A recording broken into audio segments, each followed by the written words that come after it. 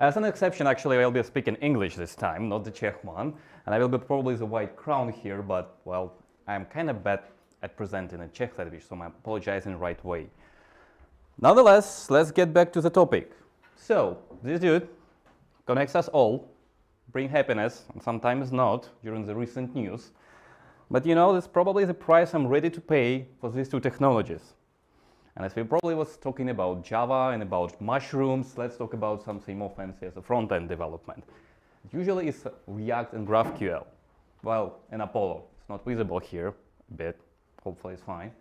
And my first question, who actually did try these technologies?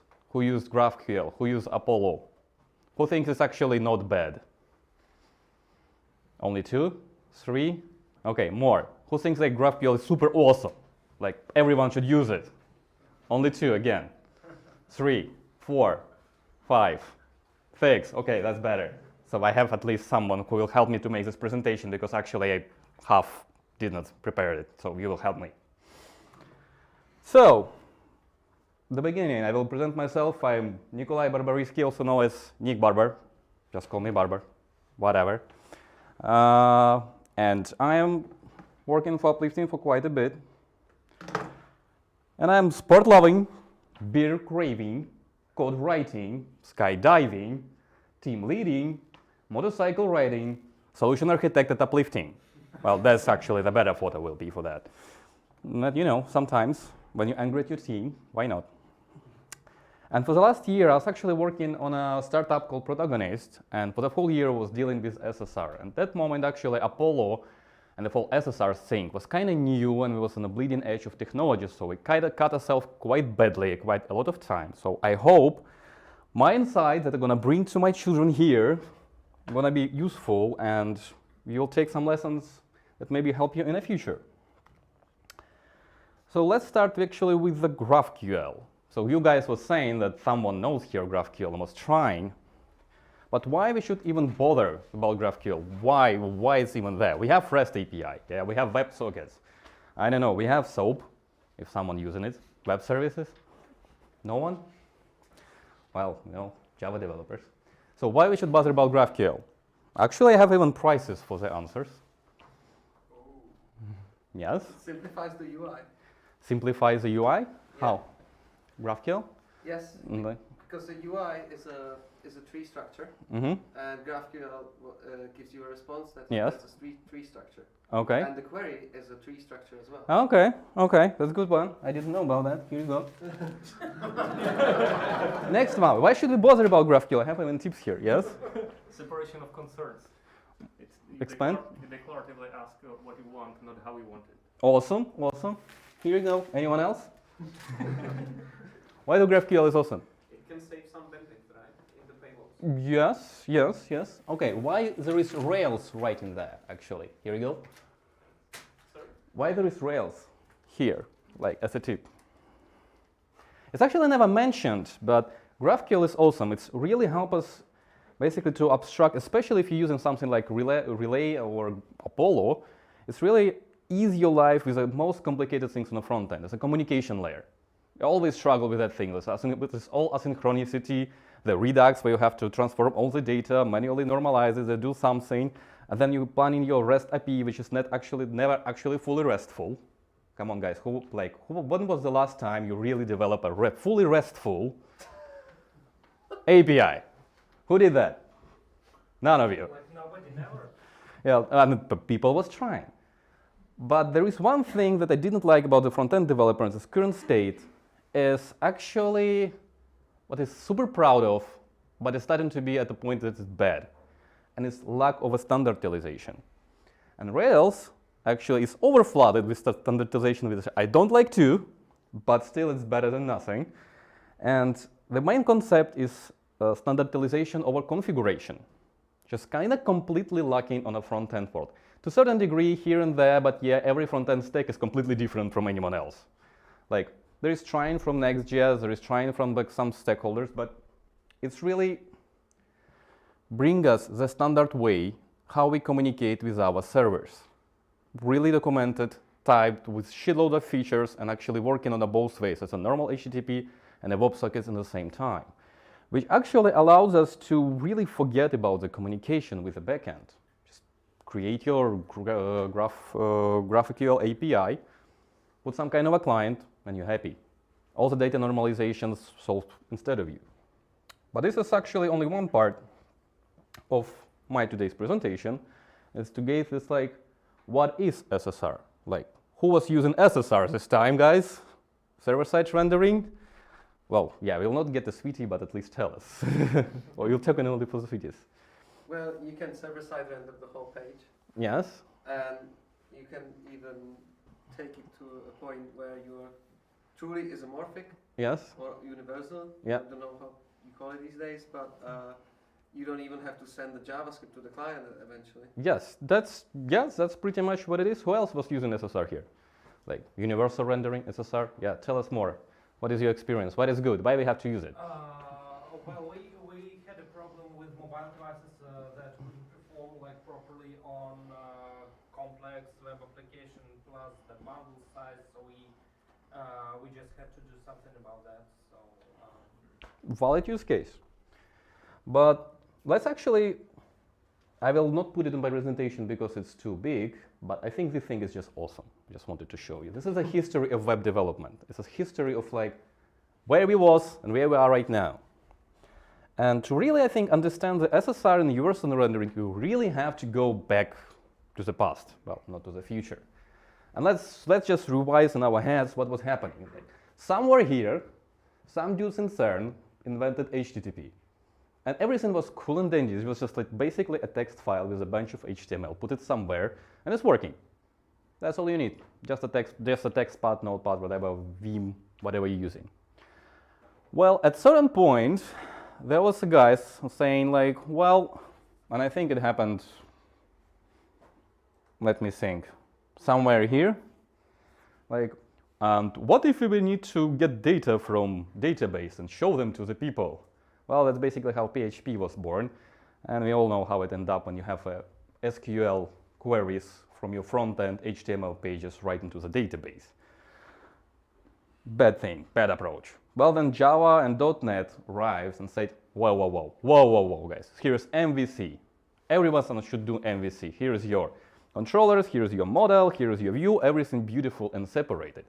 And actually, for quite a while, it was completely sufficient model.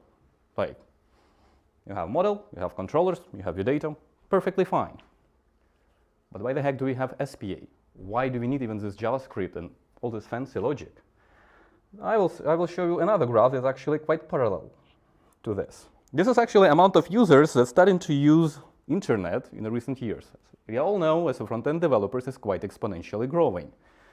And if you're going to map it to the graph that was before, the explosion of technologies really correlate with that. We should understand that at some point MVC stopped being sufficient simply because demand from our customers starting to become bigger. They want an app-like experience. They don't want just a simple web pages. So MVC was not sufficient. There are starting to happen things like GSTL generated jQuery, asking Ajaxes and integrating manual HTML inside the view. Everyone was going nuts about it. So somewhere here, together with this dude, well, actually not here, more like here, the first SPA, the Angular, came to the market.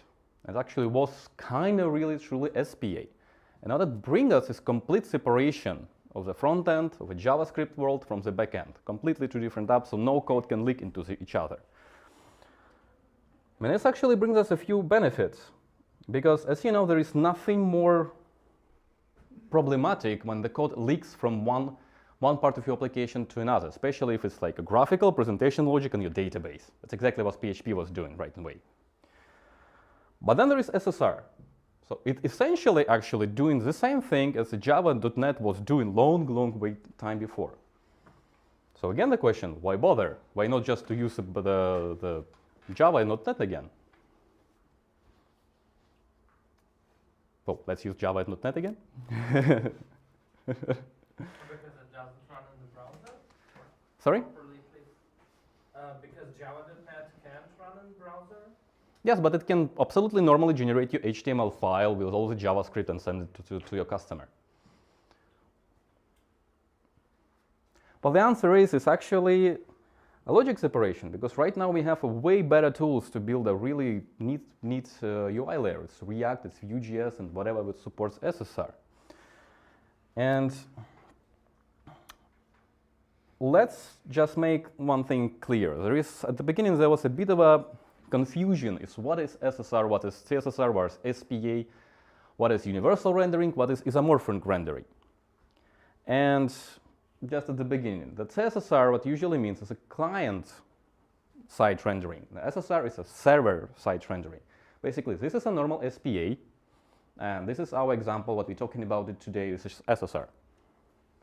So, as probably most of you who was dealing with SSR already know, the main difference is actually an initial loading of a website. In the normal circumstances, when you have your normal React SPA, what every time is happening, when your user asks for your application, the first thing that should happen is the JavaScript to load from somewhere static resources. Then it loads inside of your application, only then it asks your backend for the data, and after only then it renders. So it always takes time for a user to see any content to your browser. Which is good, sometimes enough, but if you want to have an instant filling, even though the JavaScript is not yet there, it's not even fetched, it's not even functioning correctly, but the user can see the data almost at the instant, you need this guy. Why? Because it works in a bit of a different way. Your application actually getting rendered on your backend, the whole HTML package gets sent to your customer, he immediately can see the data. On the background, JavaScript starting to do its thing, integrated itself into the HTML, and whoop, you have a fully functional React app. I should also make clear here that, again, that isomorphic apps, and I'm actually talking more about the isomorphic apps today than the SSR, is actually CSSR plus SSR, because SSR in a nutshell is just rendering of HTML. There is no JavaScript or front-end logic involved. It's just purely just render HTML somewhere, doesn't matter how. Client side, it's a Fury SPA application that we use to write right now in the front-end world. And the thing that does both is actually called isomorphic or universal. There was really big, how to say, misleading in a name, and actually I only learned it yesterday, like that it really that thing. So let's actually look at the architecture and potential pain points. How we should do this or how we should not do this in our application. Really simplify. So there is a client with your browser, and for some particular reason at the beginning of SSR, everyone was trying to integrate a React SSR, what I'm talking right now, directly into the application that provides your IP. So you was basically trying to render JavaScript with Java, or with .NET, or with Ruby. Everyone can do this. You can imagine to a certain degree, and what potential problems you can have. Well, just don't do this, like ever, never. Just don't. What is correct way of doing this is you always have actually two separate servers. One is actually which is dealing with SSR, and a second one which actually provide your API. And it's really important because also the scalability, because these two dudes scales completely in a different fashion. And I will later on explain you why and show. One arrow that I'm here to you is actually called hydration and dehydration. Especially it's super easy to do with Apollo, the examples I'm going to show you in a second. The thing about it is every time client asks for your application, it goes actually here. This Node.js application starts to render all the React code that is inside. In the same time, it fetches all the data from your backend, and together with the full package of data, it sends it back to the client. So you can immediately see with all your API requests, with everything, just like here you go, here your app, here your data, here your app. So again, the question that I was already asking. My main take on it is actually why SSR is because fuck loading. If you remember the Ajax times, the first time we even have this asynchronous request, loading was everywhere. Like every time you press a button, there is some kind of a loading. Every time you open a page, there is a loading. Every time you send requests, there is a loading. Oh my God, just stop. Your customer wants to have an app experience. Just stop with the loading at all. especially going with Apollo or Relay, which is super easy to providing optimistic updates or prefetching of the data. It's really possible in a quite a neat and a smart way to give your user almost like an app experience. And together with SSR that almost excludes the necessity of loading at the beginning, it gives you a really solid experience of app like web page, because let's be honest, we're not creating, front-end world does not create web pages anymore. We're not doing this, we're doing apps. And everything in a browser will become, everything that could be done in a browser will be done in a browser. I believe that Photoshop will be also in a browser, but I can imagine how my RAM will explode at this point. So, you want to see some examples how to do all of these things? Let's jump and see for a bit. So here I have my favorite topic, Pokemon. What else? Could be.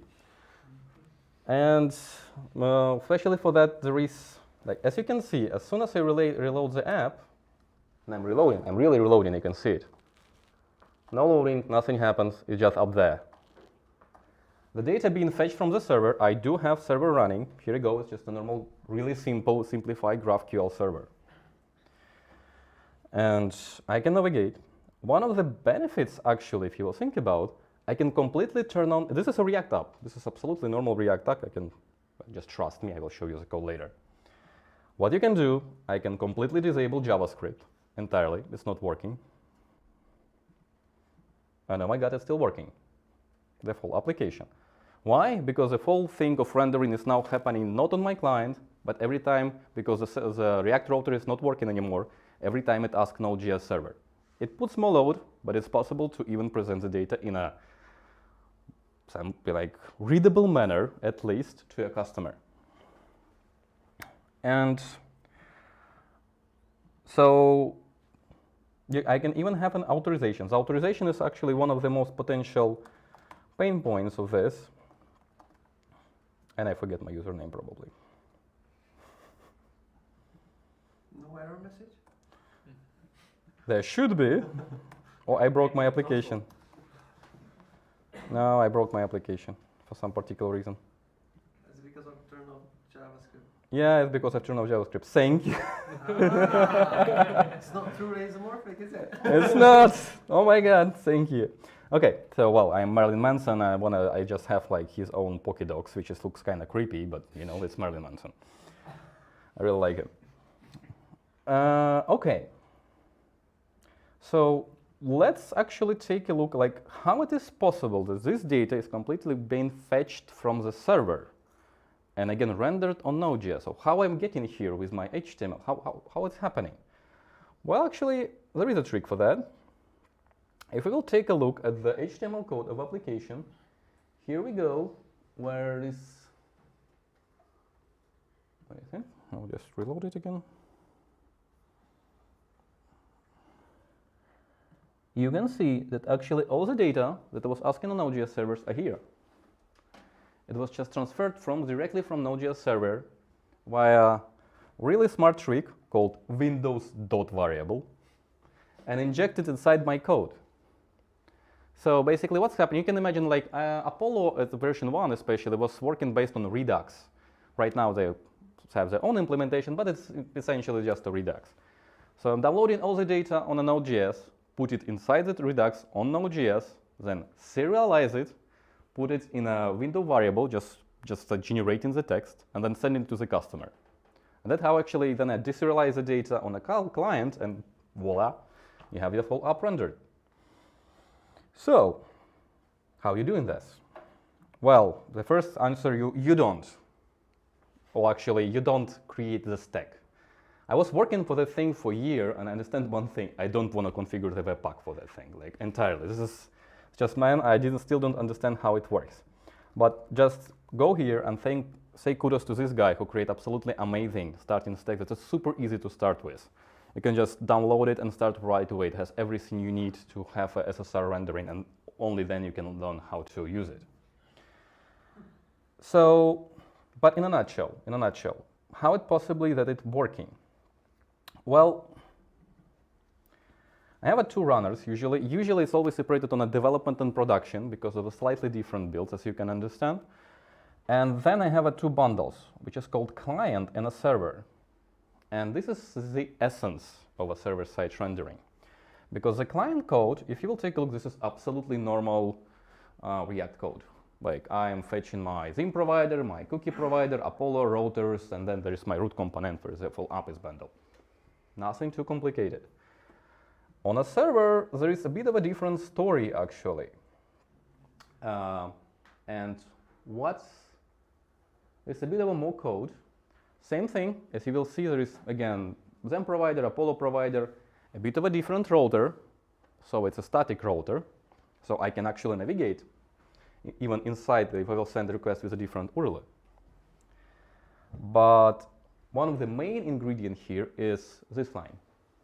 This is a function provided directly from Apollo, and whoever was using Apollo, it basically, at the moment when the whole tree of React renders, it gathers all the Apollo nodes that using queries or needs to query something, puts the request in parallel, and waits for all the data, gathers them, and basically serialize and putting them inside the tree.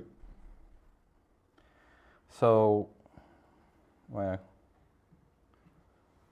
just a second. And a second part is actually what React provides from the box. You just take all your components and render them to string. That's it. There is actually more functions of this. React provides, I think, render to string and render to stream. You can actually even stream your code.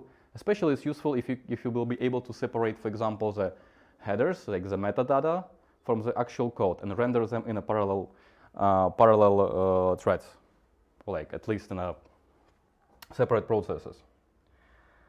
But why I was saying initially in architecture, why it's so important to have a Node.js server-side rendering away from your main business logic is because actually of that thing. If you can see, this one is not thread blocking. So just await, it's promise, whatever. So I'm not blocking Node.js application here. Here, until I'm not rendered the whole web, I cannot accept any more requests. Well, because it's Node.js, it's basically single-threaded. So what can I do about that? Ideas? Why can't you accept more requests? Because of the nature of how the Node.js works. It has only a single thread. And if you have a blocking operation, which in this case it is. And what is the blocking operation? Basically, which is not a promise, which is not using like, oh wait, I'm not a special Node.js, by the way, who can actually help me with that? Anyone? No one. Well, as far as I understand. Blocking the other requests, though. Sorry? Because the array should block the other requests, right, coming in. Basically, the idea is, as far as I understand how the Node.js event loop working, is that every time it takes a request, it executes the whole thing in a single thread. Basically going executing line by line of your code, and only if there is a new promise or a wait, it basically runs a separate process for that. Yes? So it runs concurrently. It has only a single thread. Yes. But the whole Node API, which is based on libUV, makes it all run asynchronously like on each other. So if I have a multiple request, it's actually if I have like 10 requests, it's running on a single physical thread, but there is cooperative multiprocessing. So if there is some kind of blocking operation, it goes back into the event loop, and the next guy gets running. Okay. Well, thank you. I didn't know about that. Well, anyway, my first idea was actually why it's so important to have the thing separated, because it's potentially can take a while to render. So especially if you have a really complicated logic, if you, I don't know, have a Facebook app or something. So it's rather better to put it on a separate server where we can scale it separately. So I'm not a specialist on Node.js, and thank you for correcting. I will, well, man, you already have. You're gonna one. Okay. So, and this is actually the part when we put in everything together. So I have my HTML component when I'm transferring this Apollo state that I extracted from the previous operation. And one more like tip and tricks what you can do. You can actually send an environment variables of your server to the customer, to the client directly, which is super useful if you're working, for example, in Docker environment or you're working on Heroku and you have a different, have a continuous integration pipeline. You have your development, you have your production, you have your different configurations. So yeah, just use it and you can transfer it.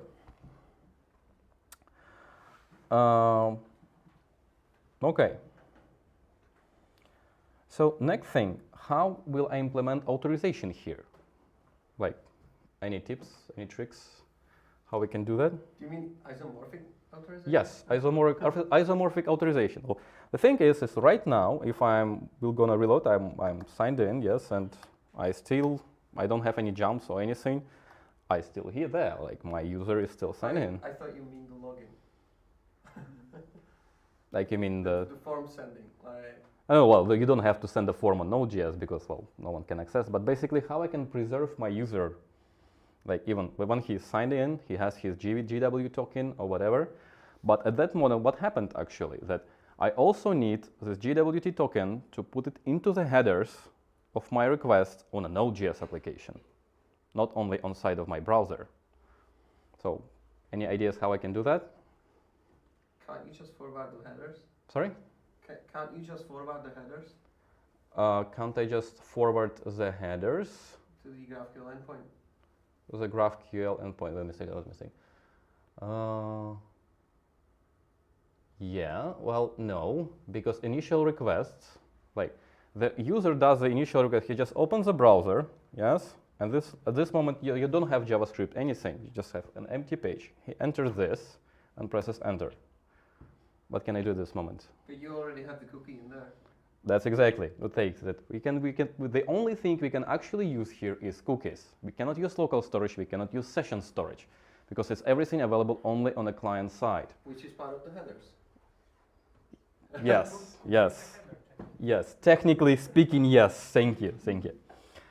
So that's exactly what is happening. And this actually the whole problem with SSR, that it puts on you a bit of a more thinking.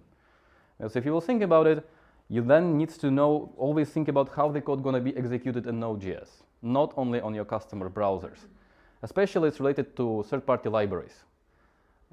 A lot of libraries getting access to variable called window or variable called document, or you measure some sizes and widths, and then you run in a Node.js environment.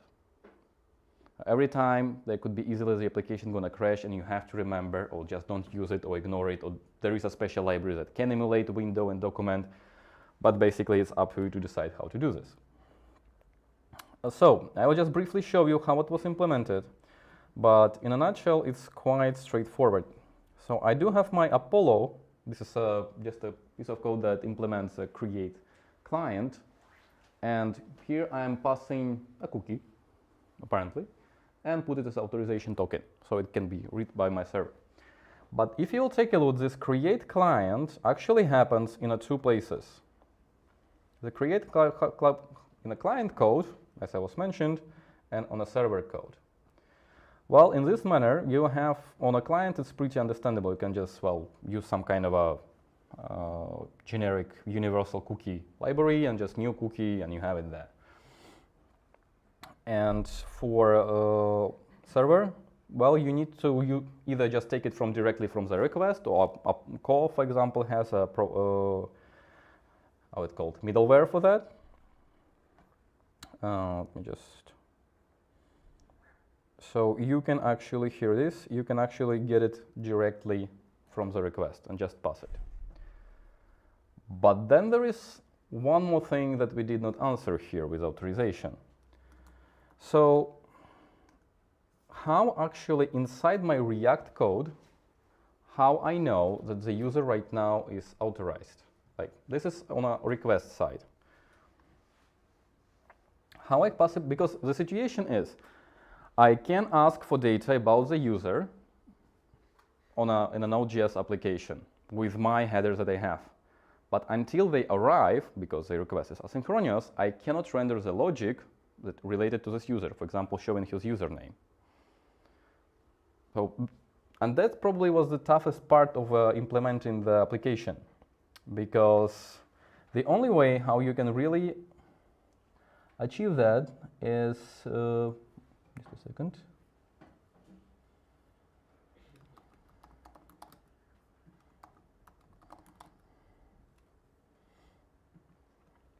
It's actually by checking that there is really a cookie is there.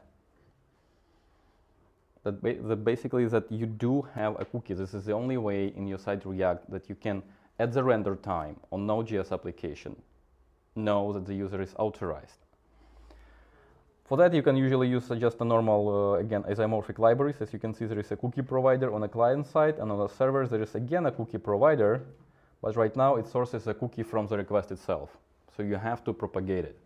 It's probably the most annoying thing about the SSR is this limitation on authorization. And plus then there is a second thing, what to do with the roles.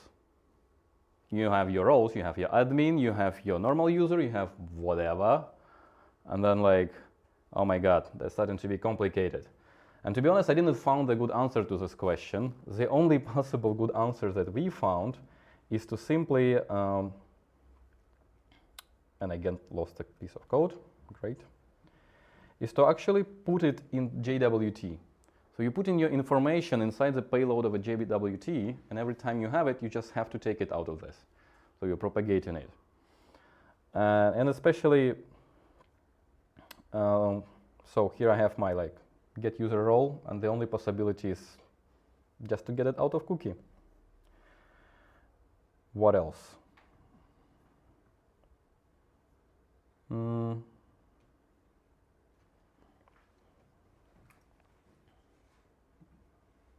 Yeah. Well, that's basically everything I want to say about the SSR this time. I was trying to be almost less technical than I wanted to be, but sorry guys for annoying you. At least I had sweeties. Any questions, guys? And thank you for listening around all of this.